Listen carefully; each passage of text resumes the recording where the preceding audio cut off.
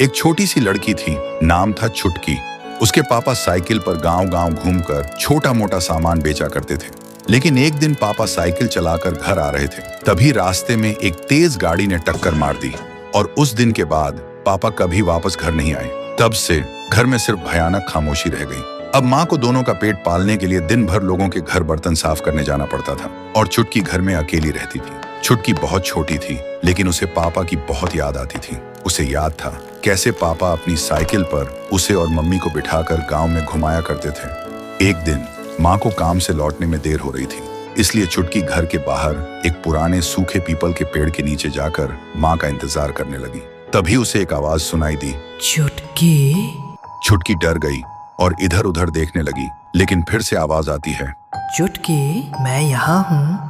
फिर छुटकी डरते हुए पेड़ के पीछे जाती है और उसने देखा पेड़ के तने में एक सुरंग बनी है। तभी उस सुरंग से एक और आवाज आती है, मैं तेरा पापा हूँ। छुटकी की सांसें रुक जाती हैं। वह रोती हुई बोलती है, पापा आप कहाँ चले गए थे? सुरंग से आवाज आती है, मैं यही हूँ, बस तू मुझे देख नहीं सकती, लेकिन अगर तू अंदर आ जाए तो हम हमेशा साथ रह सकते हैं। छुटकी की आंखों में आंसू आ जाते हैं। फिर वह पेड़ के सुरंग के अंदर देखने की कोशिश करती है। अंदर घुप अंधेरा था।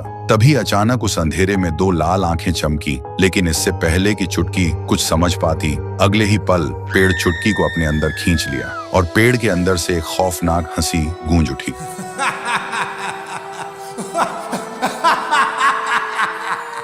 फिर रात को जब माँ घर आती है तो छुटकी को आवाज लगाती है, चुटकी, मेरी गुड़िया, बेटी कहाँ है तू?